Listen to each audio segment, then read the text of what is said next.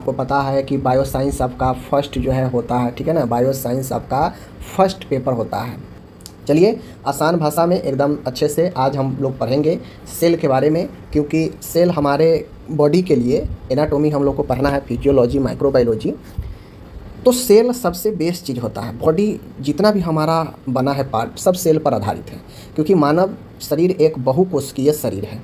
इसमें बहुत सारा सेल मिलकर बनाया है बॉडी के हर एक पार्ट को और बॉडी को। तो सेल सबसे आधारभूत संरचना होता है, बेस पॉइंट होता है। वही सेल आपका जो है मिल कर ऊतक बनाता है, और वही ऊतक जो है आपको हर एक अंगों को रचना करता है। इसलिए सबसे जो जड़ होता है सेल ही होता है, ठीक है। इसीलिए सेल को बॉडी का संरचनात्मक और क्रियात्मक यानी स्ट्रक्चरल एंड फंक्शनल दोनों यूनिट कहा जाता है सेल को, ठीक है। यानी यह संरचना में भी बॉडी के भाग लेता है, बनाने में भी, और काम फंक्शन में भी यह भाग लेता है। इसीलिए इसे स्ट्रक्चरल और फंक्शनल दोनों यूनिट कहा जाता है, ठीक है। तो चलिए यह वीडियो नंबर दूसरा होने वाला है इंट्रोडक्शन के बाद का। पहला तो इंट्रोडक्शन है, दूसरा अपन जो है यह वीडियो होगा अब प्रॉपर अलग अलग क्वेश्चन पे, अलग अलग टॉपिक पे आएंगे। आज सेल है। सेल क्या होता है पहले जान लीजिए, सब लोग पढ़े हैं फिर भी जानिए। सेल जीवों की सबसे छोटी और महत्वपूर्ण इकाई है। देखिए सेल जो होता है, सेल पेड़ पौधा में भी कोशिका होता है, जानवर में भी होता है, मनुष्य में भी होता है, और कीट पतंग में भी सेल होता है, समझ गए। तो जो सेल है जीव के, किसी भी जीव की बात किया जाए, अगर मानव शरीर का भी बात किया जाए तो मानव शरीर का कोशिका सबसे छोटी और महत्वपूर्ण इकाई है। महत्वपूर्ण इकाई क्यों है? क्योंकि यह शरीर की बुनियादी इकाई, बेसिक यूनिट है, जैसा मैंने बताया, जिससे पूरा शरीर बना होता है। यह एक बेसिक यूनिट है, एकदम छोटा तो है ही, साथ में यह सबसे बेसिक है, सबसे आधारभूत है। ये मतलब एक बेस पॉइंट, जैसे घर बनाने के लिए हम लोग सबसे नीचे क्या करते हैं, बेस देते हैं, और उस बेस पर जो है हम लोग खड़ा करते हैं घर। उसी प्रकार से सेल जो है हमारे बॉडी का, हमारे शरीर जो है इसका बेस है। सेल ही मिलकर हमारे इतना बड़ा शरीर को बना दिया है। हर एक पार्ट में कितना सेल होगा आप अनुमान नहीं लगा सकते हैं, क्योंकि पूरा बॉडी ही सेल पर है, ठीक है। इसीलिए इसे बेसिक यूनिट कहा जाता है। तो कोशिका सबसे छोटी और महत्वपूर्ण इकाई, यूनिट्स तो है ही। अब यूनिट्स कैसे है? तो यह अलग अलग कोशिकाएं मिलकर जो है यूनिट बनाकर एक ऊतक बनाता है, ऊतक जिसे टिश्यू कहते हैं।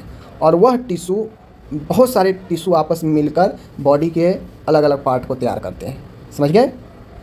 तो सेल क्या है? सेल सबसे छोटी और महत्वपूर्ण इकाई है बॉडी शरीर की। यह बुनियादी बेसिक यूनिट है जिससे पूरा शरीर बना होता है, जिस पर, ठीक है। जैसे यहाँ पे देख सकते हैं, जैसे इमारत ईंटों से बनी होती है, वैसे ही शरीर कोशिकाओं से बनी है। जैसे ईंट यहाँ यहाँ यहाँ यहाँ, फिर यहाँ, फिर यहाँ, फिर यहाँ, जैसे एक दूसरे से ईंट कैसे जोड़ जोड़ कर एक बड़ा सा दीवार खड़ा कर देते हैं, फिर अलग अलग दीवार मिलकर घर बना देता है। तो वैसे ही मान गए यह ईंट जो है, ईंट सिंगल ईंट है, यह सेल है। और ये ईंट जो आपस में जुड़ जुड़ कर जो दीवार बना दिया, तो यह दीवार क्या हो गया, ऊतक हो गया, समझ गया ना। तो दीवार एक साथ, सेल एक साथ जुड़ गया तो वह बन गया ऊतक। और अगर सेल सिर्फ यूनिट एक रूप में अलग अलग है तो वह सेल है, ठीक है। और वह सबसे छोटा है, क्योंकि घर में सबसे छोटा कोई है, ईंट है। एक सिंगल ईंट निकाल दीजिएगा तो अकेला पड़ गया, और अगर जोड़ दीजिएगा तो दीवार बन जाता है। तो उसी प्रकार से सेल अगर सिंगल है तो सेल है, जो सबसे छोटा यूनिट है बॉडी का, लेकिन सबसे महत्वपूर्ण है, क्योंकि सेल जुड़ जुड़ कर ही जो है आपके बॉडी को बनाता है। इन बातों को ध्यान में रखना है, ठीक है। आगे बढ़ते हैं। अब जो सेल है, सेल के बारे में हम लोग जान लेते हैं। तो सेल का जो खोज किया रॉबर्ट हुक ने 1665 ईस्वी में कॉर्क की परत पर अध्ययन करते हुए सबसे पहले कोशिका को देखा। तो जो अपन सेल है, सेल को सबसे पहले रॉबर्ट हुक ने खोज किया 1665 में, जब इन्होंने एक कॉर्क का परत लेयर होता है उसका अध्ययन कर रहे थे। तो सबसे पहले इन्होंने कोशिका को वहाँ पे देखा, ठीक है। अब जो रॉबर्ट हुक ने देखा वह मृत कोशिका, डेड कोशिका को उन्होंने देखा कॉर्क के परत पर, ठीक है। पहली जीवित कोशिका को एंटनी वान ल्यूवेनहुक ने देखा था। तो सीधा कोशिका अगर पूछेगा कि किसने देखा, तो रॉबर्ट हुक 1665 में इन्होंने खोज किया। किसके परत पर? कॉर्क के परत पर इन्होंने देखा। और इन्होंने बेसिकली डेड सेल को देखा था, लेकिन देखा था तो सेल को ही। लेकिन पहली जीवित की अगर बात करेगी, लाइव सेल की, तो एंटनी वान ल्यूवेनहुक के द्वारा देखा गया। तो इस चीज़ को आप लोग को ध्यान में रखना है, ठीक है। आगे मैं पढ़ता हूँ। तो सेल का कुछ अपना सिद्धांत है। सेल के बारे में तो जान गए क्लियर कि सेल क्या है, किसने खोजा, सेल का क्या काम है, समझ गए। अब जो सेल है अपन कोशिका, इसका कुछ सिद्धांत है, मुख्य बिंदु है। सिद्धांत किसी भी चीज़ का जो बेस पॉइंट होता है, सबके लिए मान्य होता है, वो सिद्धांत होता है। तो कोशिका के लिए भी कौन कौन से सिद्धांत है देखिए। कोशिका जो होता है सभी जीव कोशिकाओं से ही बने होते हैं। कोई भी दुनिया के कोई भी जीवित चीज़ है, बॉडी है, उसमें सेल होगा ही होगा।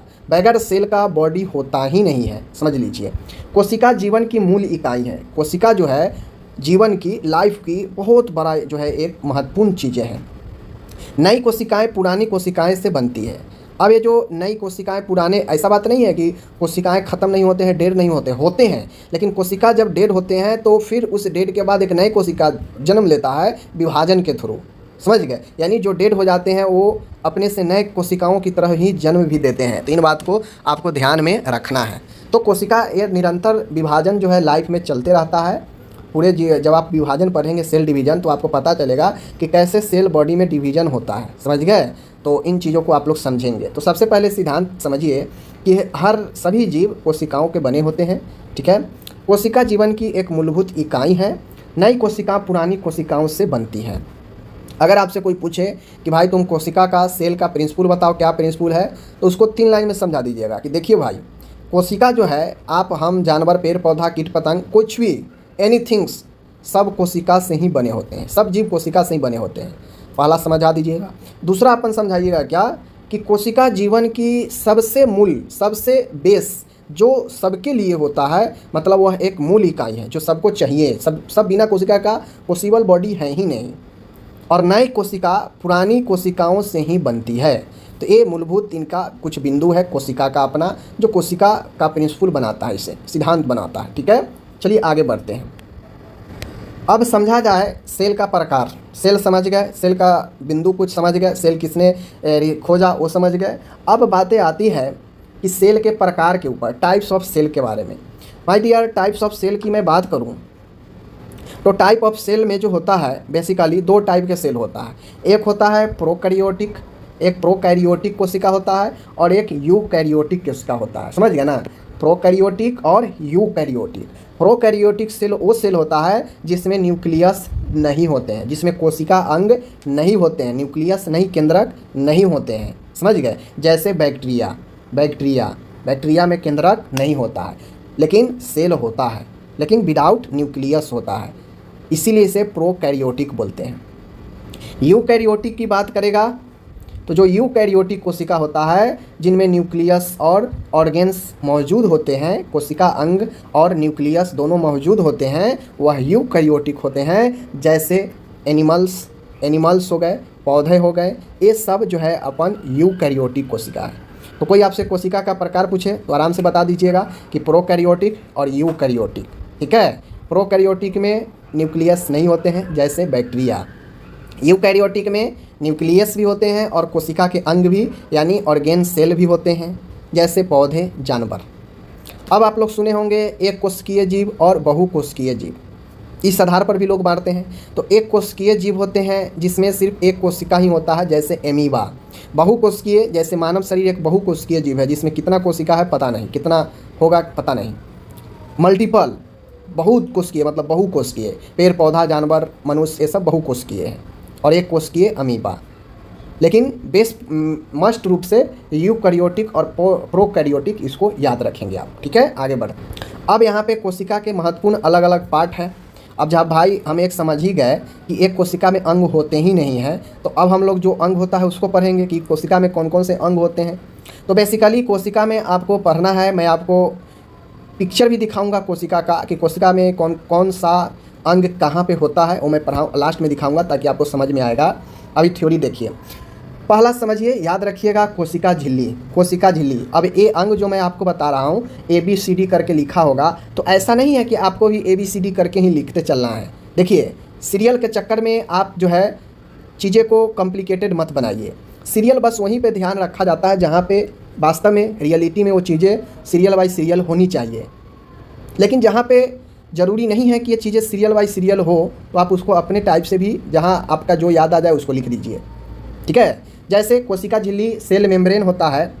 सेल मेम्ब्रेन जानिए क्या है। यह कोशिका के बाहरी परत होता है।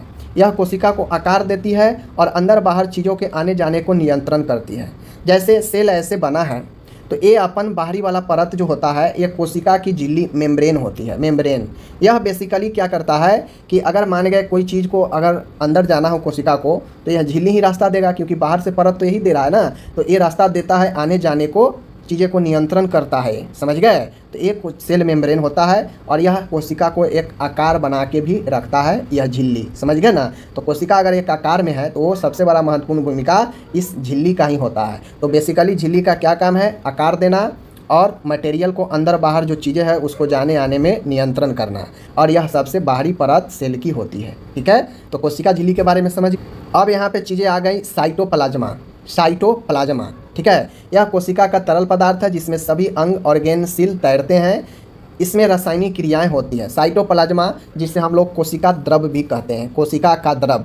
अब जैसे ये झिल्ली है, ये आकार प्रदान किया तो इसमें तरल भरा होता है, तरल भरा होता है, पूरे कोशिका में तरल भरा होता है, समझ गए। यह एक तरलीय पदार्थ है, तरल भरा होता है, जिसमें सारे कोशिका का अंग जो होता है, जो भी ऑर्गेन सेल होते हैं, ये सब जो है इसमें स्विम तैरते रहते हैं, सारे ये जो है तरल पर तैरते रहते हैं, ठीक है। और जितने भी रासायनिक क्रियाएं होती हैं ये सब साइटोप्लाज्मा में ही आपके होता है, ठीक है। इसमें ही रासायनिक क्रियाएं, रासायनिक काम होता है, समझ गए। तो साइटोप्लाज्मा क्या है, प्लाज्मा आप लोग को समझिए। प्लाज्मा मतलब क्या होता है, रक्त में प्लाज्मा क्या है, तरल है एक प्रकार का, तो यहाँ भी तरल ही है। साइटो मतलब सेल होता है और प्लाज्मा मतलब तरल, यानी कोशिका का तरल, कोशिका का तरल पदार्थ। तो ये हो गया झिल्ली जो आकार देता है, इसके अंदर में तरल भरा होता है जिसे साइटोप्लाज्मा कहते हैं, और इसका काम है कि रासायनिक क्रिया के साथ साथ में इसमें सारे ऑर्गेन इसी साइटोप्लाज्मा पर तैरते रहता है। अब चूँकि यह तरल है तो तरल है, तरल भरा है, तो जितना भी इसके अंदर सेल होगा कोशिका के वो सब तो इसी तरल पर ही तैरेगा। तो ये साइटोप्लाज्मा आपको ध्यान में रखना था, ठीक। अब यहाँ पे एक चीज़ें आता है नाभिक, नाभिक न्यूक्लियस, न्यूक्लियस। जिस प्रकार से हमारा पूरे बॉडी का केंद्र ब्रेन है, ब्रेन से ही सब चीज़ रेगुलेट होता है, क्या करना है, कहाँ चलना है, क्या सोचना है, किधर क्या करना है, सब ब्रेन ही हमारा पूरे बॉडी का केंद्र है। उसी प्रकार से सेल का आपका जो केंद्र होता है वह अपन मस्तिष्क होता है, ठीक है, मस्तिष्क होता है, मस्तिष्क। तो केंद्रक नाभि जो होता है, न्यूक्लियस जो होता है, यह कोशिका का मस्तिष्क होता है, मस्तिष्क। यह डीएनए रखता है जो वंशानुगत की जानकारी देता है। इसमें न्यूक्लियस, इसमें न्यूक्लियोल्स भी होता है जो राइबोसोम बनाता है, समझ गए। तो बेसिकली न्यूक्लियस नाभि का काम है, यह मस्तिष्क का काम करता है सेल के लिए, कोशिका के लिए। यह डीएनए अपने अंदर रखता है और यहीं से निर्धारण होता है वंशानुगत चीज़ों को, हेरिडेटरी चीज़ें जो होता है चेंज। डीएनए जांच आप लोग कहते हैं ना कि डीएनए जांच कराइए, पता चलेगा कि इससे के साथ इसका अफेयर था कि नहीं था, ये इसका बेटा है कि नहीं है, यही डीएनए होता है। क्योंकि ये मस्तिष्क है, ये जानकारियाँ रखता है। अगर किसी बच्चे का डीएनए और किसी पुरुष का डीएनए, अगर कोई बच्चा दावा करता हो कि ये मेरा फादर है और वो फादर जो है डिनाई करता हो कि नहीं नहीं मैं इसका बच्चा नहीं हूँ, तो पुलिस वहाँ पे क्या करता है, डीएनए टेस्ट कराता है। डीएनए टेस्ट, इसका भी सैंपल लिया जाएगा बॉडी से, इसका भी सैंपल लिया जाएगा। और चूँकि बॉडी पूरा पार्ट सेल से ही बना है, तो सेल के अंदर न्यूक्लियस है जो रखता है जानकारी, जो रखता है क्या चीज़, जानकारी। तो अब इसका सैंपल लेगा, इसका सैंपल लेगा, दोनों को सैंपल जो है देखेगा इसमें किस प्रकार का डीएनए है, इसका किस प्रकार का डीएनए है। देख लेगा कि भाई इसका डीएनए और इसका डीएनए दोनों तो एक ही जैसे दिखाई दे रहा है, दोनों का वंशानुगत, तो सीधा पकड़ लेगा, ओ ये तो भाई झूठ बोल रहा है कि मैं इसका फादर नहीं हूँ, ये तो फादर है, इसका डीएनए मैच कर रहा है। तो डीएनए मैच कहाँ से करता है, कोशिका के न्यूक्लियस में डीएनए रहता है जहाँ से वह वंशानुगत जानकारी देता है, और यही जो है न्यूक्लियस होता है, समझ गए। इसमें न्यूक्लियोल्स भी होता है, इसमें न्यूक्लियोल्स भी होता है जो राइबोसोम बनाता है, जिसे हम लोग कोशिका प्रोटीन का फैक्ट्री भी कहते हैं राइबोसोम को। वह राइबोसोम कौन बनाता है, न्यूक्लियोल्स बनाता है। यह न्यूक्लियोल्स कौन रखता है, तो यह न्यूक्लियोल्स जो है न्यूक्लियस में ही होता है। तो न्यूक्लियस में ही डीएनए भी होता है और न्यूक्लियस में ही न्यूक्लियोल्स भी होता है, जो न्यूक्लियोल्स राइबोसोम बनाता है, समझ गए। तो ये अपन न्यूक्लियस हो गए। अब आगे आता है माइटोकॉन्ड्रिया। आप बहुत नाम सुने होंगे माइटोकॉन्ड्रिया के बारे में। तो mitochondria it is also called power house, power house, कोशिका का एनर्जी गृह, ऊर्जा गृह कहा जाता है माइटोकॉन्ड्रिया को, समझ रहे हैं। यह ऊर्जा एटीपी बनाता है, समझ गए ना। माइटोकॉन्ड्रिया जो होता है एटीपी ऊर्जा बनाता है, समझ गए। तो आपसे अगर पूछे कि माइटोकॉन्ड्रिया क्या है, तो सबसे पहले लिखना है कि यह एक कोशिका का अंग है जो कोशिका में होता है, जो कोशिका को एनर्जी प्रदान करता है। इसीलिए यह क्या कहलाता है?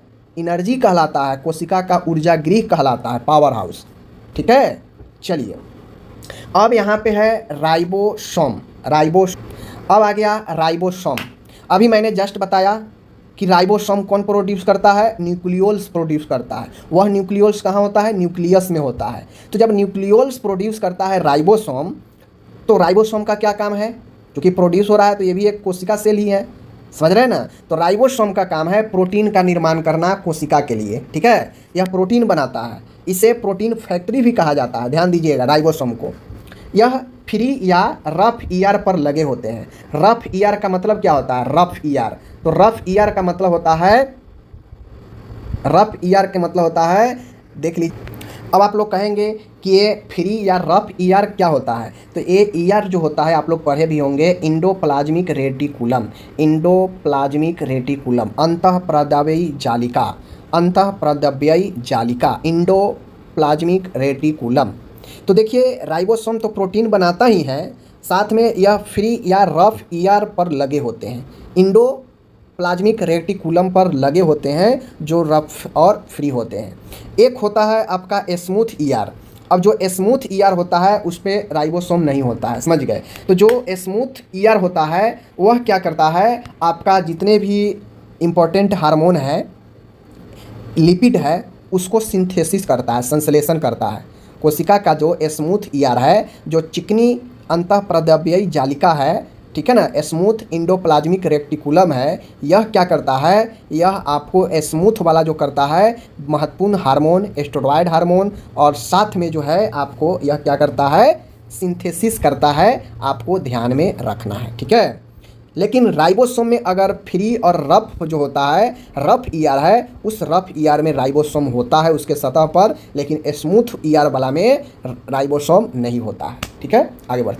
अब यहाँ पे बात आ ही गया ईआर दो प्रकार के होता है। एक होता है रफ ईआर, ये राइबोसोम होते हैं, रफ वाला में राइबोसोम होते हैं। अभी मैंने बताया जस्ट। ईआर क्या होता है? ईआर होता है इंडोप्लाज्मिक रेटिकुलम, जिसे हिंदी में अंतःप्रद्रव्ययी जालिका बोलते हैं। क्या बोलते हैं? अंतःप्रद्रव्ययी जालिका, लिख लीजिएगा। ये रफ ईआर पर राइबोसोम होते हैं, जो अभी मैंने बताया। स्मूथ ईआर जो होता है लिपिड होता है और हार्मोन बनाता है, ठीक है ना। तो जो स्मूथ ईआर होता है कोशिका का, वह वसा, लिपिड, विभिन्न लिपिड प्रकार और विभिन्न हार्मोन बनाता है, सिंथेसिस करता है। तो इंडोप्लाज्मिक रेटिकुलम के बारे में समझ में आ गया होगा, ये भी एक कोशिका का ही अंग है। अब आता है बात यहाँ पे गोल्गी काय बॉडी, जिसे गोल्गी एपार्टस बोलते हैं। यह प्रोटीन और अन्य पदार्थों को पैक और ट्रांसपोर्ट करता है। यानी गोल्गी काय यह एक बॉडी होता है, यह एक गोल्गी बॉडी एपार्टस है, जो बेसिकली पदार्थों को और प्रोटीन को ढोने का काम करता है, ट्रांसपोर्ट करने का। इसे वाहक कहा जाता है कोशिका का, ठीक है, जो अन्य कोशिकाओं को या बॉडी में अन्य जगहों पर कोशिकाओं में ट्रांसपोर्ट करता है, ढोता है। किसको? प्रोटीन और अन्य पदार्थों को। तो गोल्गी एपार्टस के बारे में आपको समझ में आ गया होगा, ठीक है। अब यहाँ पे बचता है लाइसोसोम। लाइसोसोम भी एक कोशिका का अंग ही है।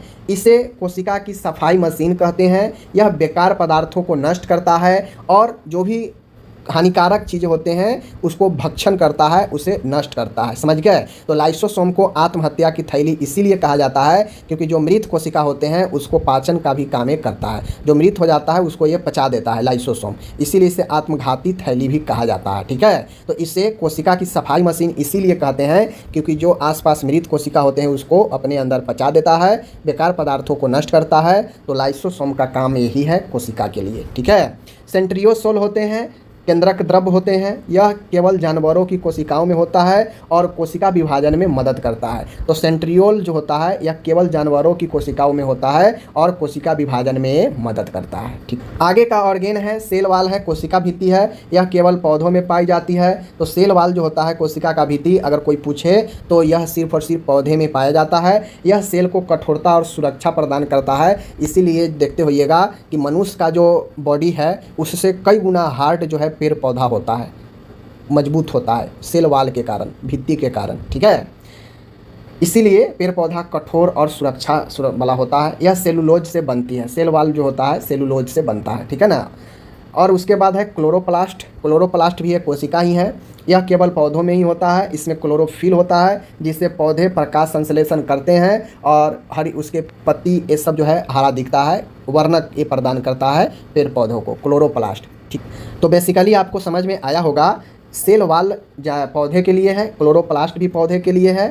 ठीक है, और यहाँ पे लाइसोसोम तो ये है आपका जीवन मनुष्य के लिए। सेंट्रियोसोल सिर्फ जानवर में ही होता है। तो आपको अगर याद करना है तो लाइसोसोम तक याद कीजिए, मनुष्य के लिए लाइसोसोम तक इम्पॉर्टेंट है। इसके बाद वाला जो कोशिका का ये सब अंग है ये आपका मनुष्य के लिए नहीं है, तो इसको ध्यान में रख लीजिए जानकारी के लिए। लेकिन कोशिका अंग में यहीं तक लिखिएगा, मनुष्य कोशिका के लिए यहीं तक लिखिएगा, ठीक है ना, लाइसोसोम तक।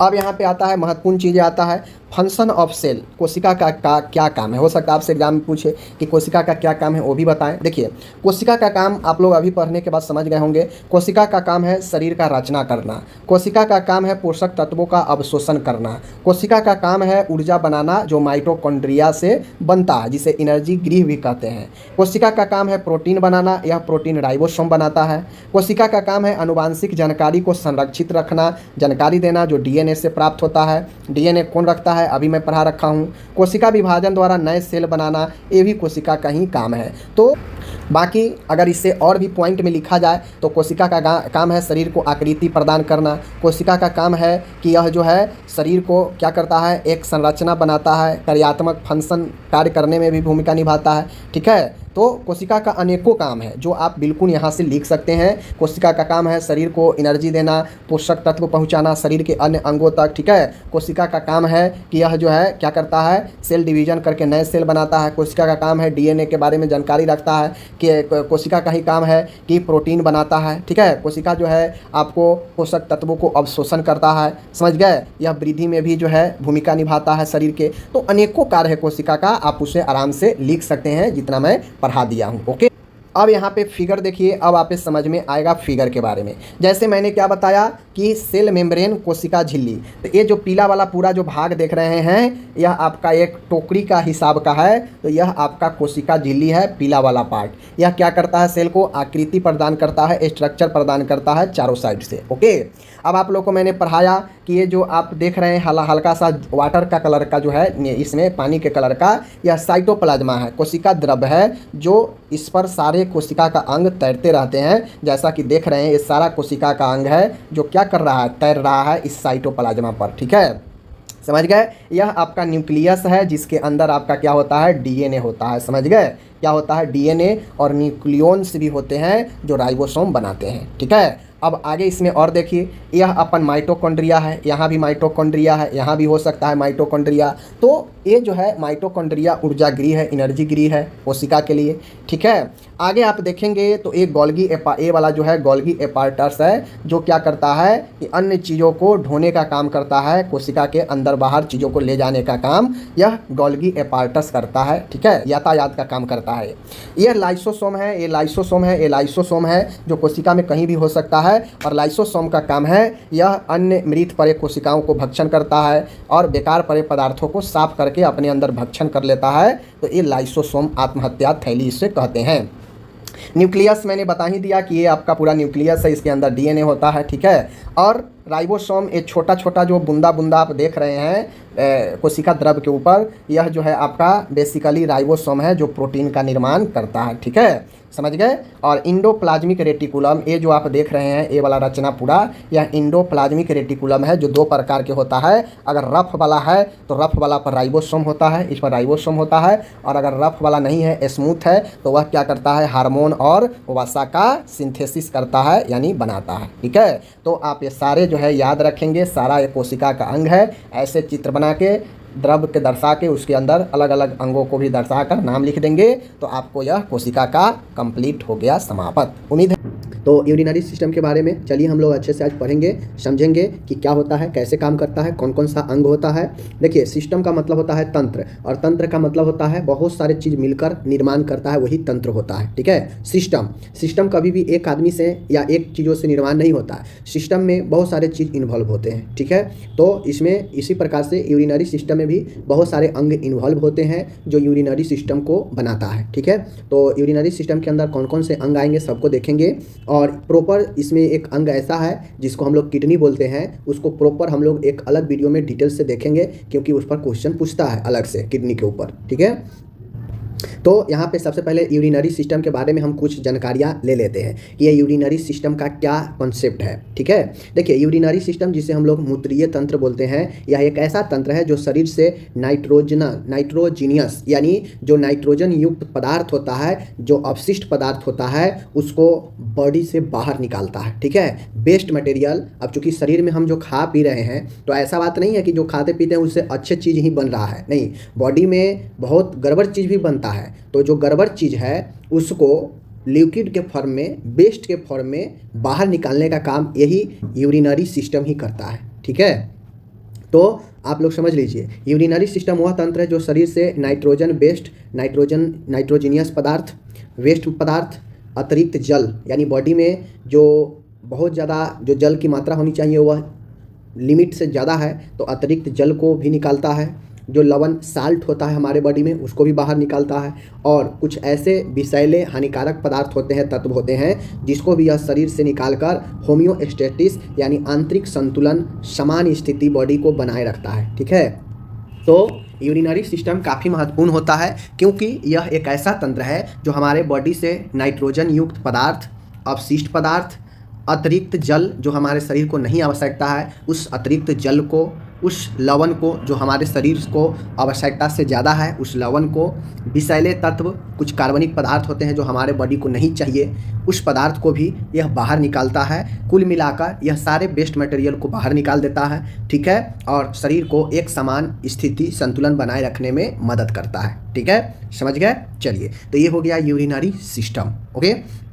अब आता है कि अपन ये यूरिनरी सिस्टम, हम अपने आपको बताया कि यूरिनरी सिस्टम है, मूत्रीय तंत्र है, तो इस तंत्र में एक चीज़, एक अंग मिलकर तो नहीं बनाया है, अनेकों अंग है। तो वह कौन कौन से अंग है जो इस सिस्टम को, तंत्र को बनाया है? तो इस तंत्र को बनाने वाला किडनी है, किडनी होता है, यूरेटर होता है जिसे मूत्र वाहिनी या मूत्र नली बोलते हैं, 2 यूरेटर होते हैं, 2 किडनी होते हैं, लेफ्ट राइट, ठीक है। यूरिनरी ब्लैडर जिसे हम लोग मूत्राशय बोलते हैं, जहाँ पे मूत्र आकर इकट्ठा होता है, ठीक है। और चौथा होता है मूत्र मार्ग, जहाँ से मूत्र आपका निकलता है, ठीक है ना। तो ये स्टेप बाय स्टेप, पहला किडनी होता है जहाँ पे वेस्ट पदार्थ अलग होता है, छानने का काम होता है, और जो बॉडी में आवश्यक है वह अवशोषित हो जाता है ब्लड के द्वारा, जो अनावश्यक वेस्ट मटेरियल होता है वो जो है अलग हो जाता है, ठीक है। और वही अलग होकर यूरिन के फॉर्मेशन होता है, मूत्र का निर्माण होता है, जिसमें अनावश्यक जल भी होता है, और वे सारे अनावश्यक पदार्थ होते हैं जो वेस्ट मटेरियल के रूप में यूरिन बनता है। और यूरिन बनता है तो किडनी यूरिन बना दिया, अब उसको यूरेटर, मूत्र नली, दोनों मूत्र नली के माध्यम से आता है मूत्राशय में, जहाँ पे इकट्ठा होता है, और इकट्ठा होने के बाद जो है मूत्र जब लगता है तो व्यक्ति जो मूत्र त्यागता है तो वह मूत्र मार्ग के रास्ते से आपका बाहर निकल जाता है, ठीक है। तो ये 4 महत्वपूर्ण अंग है, इसको याद रखना है, ओके। अब हम लोग को थोड़ा थोड़ा सारे अंग, चारों अंग के बारे में थोड़ा थोड़ा पढ़ना है, ठीक है। कैसे? देखिए, जैसे पहला है किडनी, किडनी के बारे में जानते हैं। किडनी को हिंदी में हम लोग वृक्क बोलते हैं, क्या बोलते हैं? वृक्क या गुर्दा बोलते हैं, ठीक है, गुर्दा या किडनी, उसी को बोलते हैं। यह लोकेशन, यह होता कहाँ पे है? किडनी, सीधा याद रखिए, किडनी हमारा बैक साइड में, जो हमारा दोनों साइड से, हाथ दोनों साइड से है, ठीक उसी साइड से नीचे, कमर से ठीक ऊपर आपका बैक साइड, दोनों साइड से आपके होता है, ठीक है। रीढ़ की हड्डी के दोनों ओर जो आपका ये है, क्या बोलते हैं उसको? स्पाइनल है, स्पाइनल के दोनों साइड किनारे पर आपको होता है रेट्रोपेरिटोनियल, ठीक है ना, रेट्रोपेरिटोनियल होता है, ठीक है।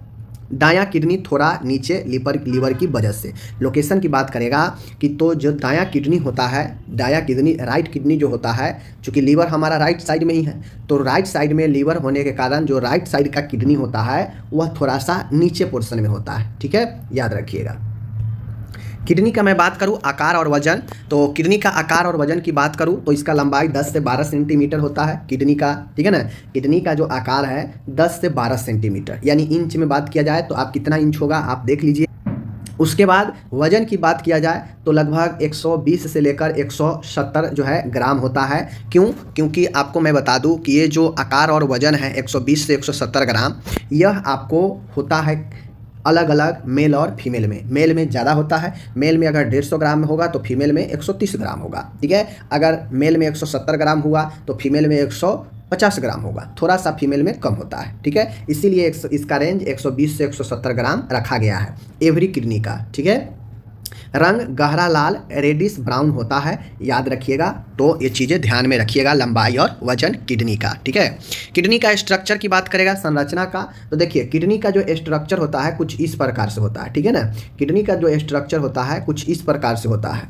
कॉर्टेक्स बाहरी भाग होता है, किडनी का जो बाहरी भाग होता है वह कॉर्टेक्स होता है, ठीक है। कॉर्टेक्स होता है, ये बाहरी वाला भाग कॉर्टेक्स होता है, ठीक है, याद रखिएगा। ओके, मेंडुला होता है अंदरूनी भाग जिसे रीनल पिरामिड्स बोलते हैं, ठीक है ना। रीनल पिरामिड्स बोलते हैं जो ये अंदरूनी भाग होता है। पेल्विस होता है जो मूत्र एकत्र करता है इस किडनी के अंदर, ठीक है ना, याद रखिएगा। समझ गए। तो ये स्ट्रक्चर है, कॉर्टेक्स बाहरी भाग है, मेंडुला अंदरूनी भाग है, और इसी के अंदर नेफ्रॉन होता है जो क्या करता है, एक फिल्ट्रेशन का काम करता है, किडनी को रूप आकार देने का काम करता है, ठीक है। चलिए आगे बढ़ते हैं। फंक्शनल यूनिट, अब किडनी को हम लोग फंक्शनल यूनिट नेफ्रॉन बोलते हैं, क्योंकि यह काम करता है, किडनी में जो काम करने का काम करता है वह नेफ्रॉन ही करता है, पूरा काम नेफ्रॉन ही करता है, ठीक है ना। प्रत्येक, जैसे कॉर्टेक्स है तो ये बाहरी भाग निर्माण करता है, मेंडुला अंदरूनी भाग बनाता है, लेकिन जो मेन किडनी के अंदर काम प्रोसेस होता है, फंक्शन होता है, वह नेफ्रॉन ही करता है, ठीक है। तो नेफ्रॉन को इसीलिए किडनी का संरचनात्मक कार्यात्मक इकाई बोलते हैं, ठीक है ना, कार्यात्मक फंक्शनल यूनिट बोलते हैं, क्योंकि ये काम करता है, ठीक है। प्रत्येक किडनी में लगभग 10 से 12 लाख नेफ्रॉन होते हैं, ठीक है। नेफ्रॉन होते हैं 10 से 12 लाख प्रत्येक किडनी में, याद रखिएगा। ऑब्जेक्टिव में पूछ देगा कि किडनी का कार्यात्मक इकाई कौन है, तो नेफ्रॉन है। किडनी में, एक किडनी में कितने नेफ्रॉन होते हैं, तो 10 से 12 लाख, याद रखिएगा, ठीक। आगे है, यहाँ पे आप सभी देख सकते हैं नेफ्रॉन जिसे संरचनात्मक और क्रियात्मक इकाई हम लोग बोलते हैं। नेफ्रॉन का मुख्य भाग है, ठीक है। नेफ्रॉन के अंदर मुख्य भाग है ग्लोमेरुलस जो फिल्ट्रेशन का काम करता है, ठीक है ना।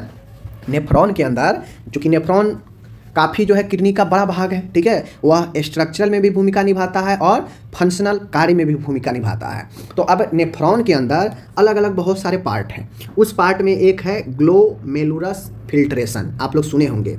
ग्लोमेरुलस यह फिल्ट्रेशन का काम करता है, छन्नी की तरह छानने का काम करता है, क्योंकि इसमें एक जाल सा कैपिलरीज होता है, ठीक है। जाल सा कैपिलरीज होता है, जो भी पदार्थ आता है, वेस्ट पदार्थ, वह इसमें फंस जाता है, और जो उपयोगी जो रस होता है वह इस जाल के द्वारा निकल जाता है और फिर आगे जाता है ब्लड स्ट्रीम में, ठीक है। तो ग्लोमेरुलस फिल्ट्रेशन होता है। इसमें वाउमेन्स कैप्सूल होता है, वाउमेन कैप्सूल इसी नेफ्रॉन के अंदर होता है। पीसीटी जिसे प्रॉक्सिमल कन्वोल्यूटेड ट्यूबल बोलते हैं, जिसमें ज़्यादातर अवशोषण का काम हमारे बॉडी में, जैसे कुछ भी हम खाते पीते हैं तो हमारे किडनी की तरफ ही जाता है, ठीक है। अब किडनी की तरफ जाता है तो उसमें क्या हमारे बॉडी के लिए आवश्यक तत्व है, वह यहीं पे इसी पीसीटी में अवशोषित होता है, ठीक है, ऑब्जर्प्शन होता है, जो अनिवार्य प्रोसेस होता है। जो भी हम खाए पिए हैं सही चीज़ है बॉडी के लिए, जो ब्लड में भेजना है वह इस पीसीटी में क्या होता है, अवशोषित होता है, और वहाँ पे जो है फालतू का चीज़ बाहर निकल जाता है, ओके। लूप ऑफ हेनले होता है, बहुत सारे लूप लगा होता है वहाँ पे। उसके बाद डीसीटी होता है, डिजिटल कन्वोल्यूटेड ट्यूबल होता है। यह आपका ज़रूरत के हिसाब से यह ट्यूबल काम करता है, इसका भी काम ऑब्जर्प्शन का ही है, अवशोषित का ही काम है। तो ये 70% अवशोषण का काम करता है किडनी के अंदर, तो डीसीटी 30% काम करता है। यह देखता है कि जो ज़रूरत है उसको यह अवशोषण का काम करता है, बाकी नहीं करता है, ठीक है। और आगे है कलेक्टिंग डक्ट है, जो कलेक्ट करता है यूरिन को, ठीक है। तो ये नेफ्रॉन का भाग है, याद रखिएगा, ग्लोमेरुलस, ठीक है, जो एक जाल सा संरचना होता है नेफ्रॉन के अंदर। उसके बाद बाउमिन कैप्सूल होता है, पीसीटी प्रॉक्सिमल कन्वोल्यूटेड ट्यूबल होता है, लूप ऑफ हेनले होता है, डीसीटी डिजिटल कन्वोल्यूटेड ट्यूबल होता है, कलेक्टिंग डक्ट होता है। ये सब नेफ्रॉन का पार्ट है, याद रखिएगा, ठीक है। पीसीटी में 70% ऑब्जर्प्शन होता है और डीसीटी में 30%। यह अनिवार्य होता ही होता है अवशोषण, और यहाँ पे ज़रूरत के हिसाब से ही अवशोषण होता है, ओके। अब इस चीज़ को आप लोग समझ गए। अब यूरिन कैसे बनता है, ठीक है, यूरिन किडनी के अंदर कैसे बनता है। तो स्टेप ऑफ किडनी यूरिन जो है फॉर्मेशन, यूरिन बनता है, आप लोग देख लीजिए। पहला होता है फिल्ट्रेशन, अल्ट्रा फिल्ट्रेशन। ये अल्ट्रा फिल्ट्रेशन कहाँ होता है, हम कुछ भी खाते पीते हैं तो हमारे बॉडी में सब मिक्स रहता है, ठीक है ना, मिक्स रहता है, ब्लड में मिक्स रहता है, समझ गए। ब्लड आता है किडनी की तरफ, भाई हमें शुद्ध करो। अब शुद्ध करने जब आता है किडनी की तरफ तो होता यह है कि ब्लड में बहुत सारे वेस्ट पदार्थ होता है, तो किडनी में जो नेफ्रॉन के अंदर जो ग्लोमेरुलस जो जाल जैसे संरचना है, यह क्या करता है, ब्लड को छानता है, ठीक है, छानता है, जिससे वेस्ट पदार्थ अलग होता है और प्योर ब्लड अलग होता है। तो ग्लोमेरुलस क्या करता है, छानने का काम करता है अल्ट्रा फिल्ट्रेशन में। यह यहाँ पे रक्तचाप उच्च दाब के साथ छानने की क्रिया होती है, ठीक है, बनता है ग्लोमेरुलर फिल्ट्रेट। यह ग्लोमेरुलर फिल्ट्रेट बनता है इसमें, और इसका GFR, ठीक है ना, ग्लोमेरुलर फिल्ट्रेशन रेट कितना होता है, हाईएस्ट कितना होना चाहिए, नॉर्मल 125 ml पर मिनट, ठीक है। एक नॉर्मल इंसान का GFR पूछेगा एग्जाम में कि कितना होगा, तो 125 ml पर मिनट होता है GFR, ग्लोमेरुलर फिल्ट्रेशन रेट, ठीक है।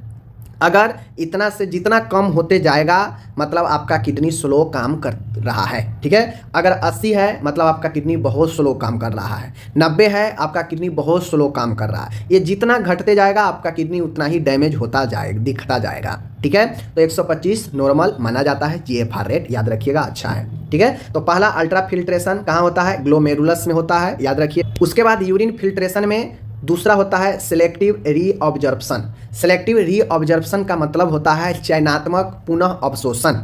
PCT में जो मैंने अभी आपको पढ़ाया प्रॉक्सिमल कन्वोल्यूटेड ट्यूबल्स, इसमें यह जो है अवशोषण, पुनः अवशोषण का काम होता है। जैसे ब्लड फिल्ट्रेशन में पहला छान दिया ब्लड को, छानने के बाद होता यह है कि जो वेस्ट मटेरियल अलग है, जो जरूरी का है, वह दूसरा PCT में जाकर अवशोषण होता है, अवशोषित होता है, ठीक है। जैसे ग्लूकोज, एमिनो एसिड, सोडियम, पानी, ये सब पुनः बॉडी में अवशोषित हो जाता है क्योंकि ज़रूरत है, ठीक है, ज़रूरत है। जैसे दूध को क्या करते हैं हम लोग, उबालते हैं, दूध को पहला बार उबाल लिए, ठीक है, उसमें बहुत मोटा छाली पड़ गया, निकाल दिए, फिर दूध को उबाले, फिर उसमें छाली पड़ता है थोड़ा बहुत, फिर निकाले।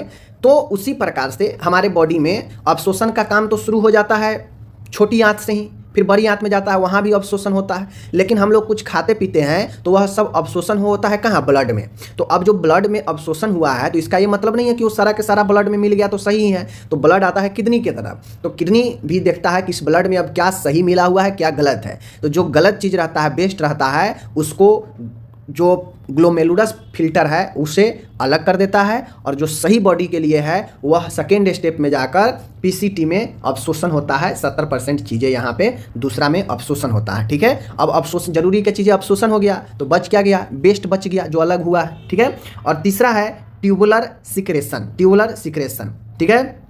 यहाँ पे देख लीजिए, पोटेशियम, अमोनिया, हाइड्रोजन, बहुत सारे ड्रग होते हैं, यह सब बाहर निकल जाते हैं ट्यूबुलर सिक्रेशन में, यानी ट्यूब के माध्यम से बाहर जो है आपको यूरिन के रूप में निकलते जाता है, जिसमें पानी भी होता है, अगर ड्रग कोई ले रहा है तो ड्रग भी होता है, अमोनिया होता है, ये सब बाहर निकलता है ट्यूबुलर सिक्रेशन में, ठीक है, जो मूत्र का रूप लेता है। बात समझ गए। तो तीन यूरिन फॉर्मेशन का 3 रूप है। पहला ग्लोमेरुलर में फिल्टर काम होता है, फिर वह अवशोषण का काम होता है जिसमें कचरा अलग और बॉडी के लिए ज़रूरी अवशोषित हो जाता है, और तीसरा ट्यूब में वह जो है जाकर जमा होता है यूरिन के रूप में, ठीक है, बात समझ गए। चलिए, अब यूरिन में कंपोजिशन होता है, घटक होता है, ठीक है। एग्जाम में पूछेगा कि यूरिन के क्या क्या घटक होते हैं जो यूरिन बनता है। देखिए, तो यूरिन बनता है तो उसमें पानी की मात्रा सबसे ज़्यादा, लगभग जो है 95% यूरिन का मात्रा होता है, ठीक है, लगभग 95% यूरिन होता है।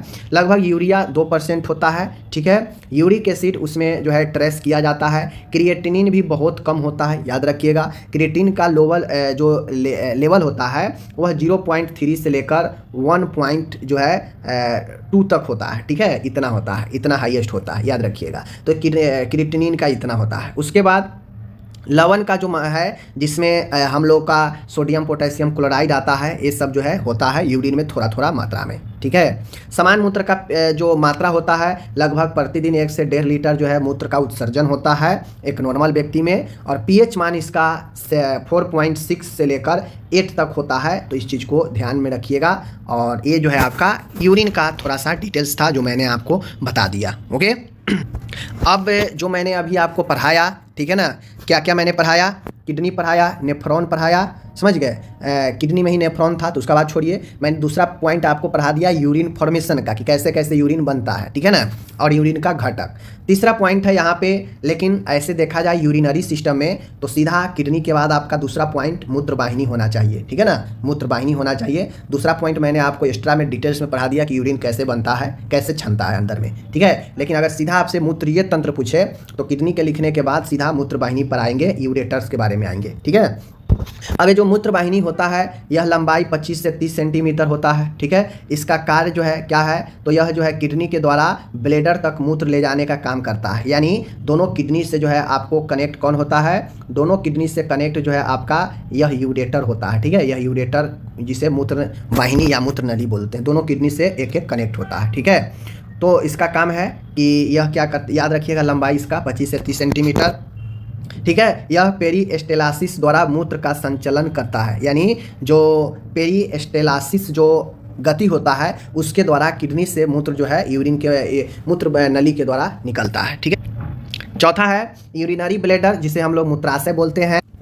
अब यहाँ पे किडनी में मूत्र वगैरह बन गया, किडनी से मूत्र नली के द्वारा निकला, ठीक है, जिसे मूत्रवाहिनी यूरेटर्स बोलते हैं, ये भी संख्या में 2 होता है। उसके बाद ब्लैडर 1 होता है, यहाँ पे ब्लैडर होता है, इसमें मूत्र आकर जमा होता है, और जब यह एक्सेस होता है तो व्यक्ति को मूत्र आभास होता है, व्यक्ति जाता है मूत्र त्यागता है, तो यहीं से मूत्र निकलता है। अब जो है मूत्र मार्ग के द्वारा, जो कि यहाँ पे आपको एक होता है, मूत्राशय से एक मूत्र मार्ग बाहर निकलता है, ठीक है। तो ये मूत्राशय एक थैलीनुमा संरचना होता है, यह मसल्स मांसपेशी का बना हुआ होता है, पेशीय थैली है। इसका क्षमता 400 से 600 ml का होता है, यह 400 से 600 ml होल्ड कर सकता है, ठीक है। पेशी, यह इसका जो पेशी का नाम है, ये जो यूरिनरी ब्लैडर का जो मसल्स है, ऑब्जेक्टिव में पूछ सकता है कि यूरिनरी ब्लैडर के मसल्स का क्या नाम है, तो डेट्रसर मसल्स, ठीक है ना, डिट्रसर मसल, ठीक है, डिट्रसर मसल याद रखिएगा, डिट्रसर मसल्स, ठीक है। तो ये इसका मूत्राशय के जो है मसल्स का नाम है, ठीक। अब यहाँ पे है यूरेथ्रा, जिसे हम लोग मूत्र मार्ग बोलते हैं, क्या बोलते हैं, यूरेथ्रा को मूत्र मार्ग बोलते हैं, ओके। अब यहाँ पे जो ये यूरेथ्रा है मूत्र मार्ग है, अब आपको ब्लैडर बता दिए, तो ब्लैडर से एक ही मूत्र मार्ग निकलता है, ठीक है, जो पेनिस के रास्ते से निकल जाता है बाहर मूत्र। तो ये यूरेथ्रा होता है, पुरुष में लगभग 20 सेंटीमीटर का यूरेथ्रा होता है, लगभग 20 सेंटीमीटर का, ठीक है। और उसके बाद जो है स्त्री में यह काफ़ी छोटा होता है, लगभग 3 से 4 सेंटीमीटर का होता है। इसका कार्य है मूत्र को शरीर से बाहर निकाल देना, ठीक है, तो यही मूत्र मार्ग होता है। ये लंबाई जरूर याद रखिएगा, मूत्र मार्ग का याद लंबाई जरूर आप रखिएगा, ठीक है, और मूत्र नली का भी, समझ गए। मूत्र नली दोनों मेल फीमेल दोनों में मूत्र नली का 25 से 30 सेंटीमीटर होता है लंबाई, लेकिन मूत्र मार्ग जो मूत्राशय से निकलता है उसमें काफ़ी डिफरेंट हो जाता है मेल और फीमेल में, ठीक है। फीमेल 3 से 4 सेंटीमीटर और मेल में 20 लगभग 18 से 20 सेंटीमीटर, ठीक है, हो गया। अब आगे है हार्मोनल रेगुलेशन, नियंत्रण, ठीक है ना। अब यहाँ पे मैं आपको एक चीज़ और एक्स्ट्रा पढ़ा देता हूँ, क्यों आपको टेंशन लेना है। देखिए, अब किडनी जो है, जो मूत्र तंत्र है, यह हार्मोनल, यानी यह हार्मोनल जो हार्मोन का नियंत्रण होता है उस पर भी एक काम करता है यूरिनरी सिस्टम, ठीक है। जैसे एडीएच, जिसे हम लोग वैसोप्रिन भी बोलते हैं, एंटी डायूरेटिक हार्मोन है, एंटी डायूरेटिक, पानी का पुनः अवशोषण को बढ़ाता है, ठीक है। यह एक हार्मोन है जिसे एंटी डायूरेटिक हार्मोन बोलते हैं, ठीक है, जो क्या करता है कि आपके बॉडी में रिटेंशन को बढ़ाता है, पानी अवशोषण को बढ़ाता है, ठीक है। डायूरेटिक क्या करता है, डायूरेटिक आपके बॉडी से पानी को निकालता है, लेकिन एंटी डायूरेटिक क्या करता है, रोकता है, रिटेंशन करता है। तो यह एक ऐसा हार्मोन है जो आपके बॉडी में पानी के अवशोषण को बढ़ा देता है। मान गए आप पिएंगे 1 लीटर मूत्र बनना चाहिए 200 ml, तो यह मूत्र इसके कारण यह मूत्र 150 ही बनने देगा, 100 ml ही बनने देगा, यानी पानी को ज़्यादा बॉडी में अवशोषण कराने लगता है, बात समझ गए। उसके बाद है जिससे क्या हो सकता है, एडीएच हार्मोन अगर वैसोप्रिन देंगे तो उससे बीपी भी बढ़ सकता है, समझ गए, क्योंकि यह पानी के अवशोषण को बढ़ा रहा है। एल्डोस्टेरोन, ठीक है, मूत्रीय तंत्र के द्वारा एल्डोस्टेरोन हार्मोन को भी जो है, इसमें सोडियम आता है, सोडियम के रीअब्जॉर्प्शन को बढ़ा देता है, ठीक है, और पोटेशियम के सिक्रेशन, यानी पोटेशियम बॉडी से ज़्यादा निकलने लगता है। तो इन दोनों हार्मोन एडीएच और एल्डोस्टेरोन का नियंत्रण भी यहीं से होता है, ठीक है, याद रखिए। अब यूरिनरी सिस्टम के कुछ अपना काम भी है, फंक्शन भी है, मूत्रीय तंत्र है, तो इसका काम है वेस्ट मटेरियल को बाहर निकालना, जल व इलेक्ट्रोलाइट संतुलन को बनाना। आप कहेंगे इलेक्ट्रोलाइट क्या होता है, तो वही जो आप पढ़े हैं, ठीक है ना, वही आप जो पढ़े हैं, पोटेशियम, सोडियम, ठीक है, ये सब क्लोरीन, क्लोराइड, ये सब जो है आपका, कैल्शियम, ये सब जो है यही इलेक्ट्रोलाइट होता है, ठीक है ना। तो जल व इलेक्ट्रोलाइट बैलेंस को मेंटेन करता है, पीएच को नियंत्रण करता है, यह रक्तचाप नियंत्रण करता है रेनिन के द्वारा, ठीक है। रेनिन एक ऐसा जो है आपको हार्मोन है जो क्या करता है, ब्लड चाप को नियंत्रण करता है।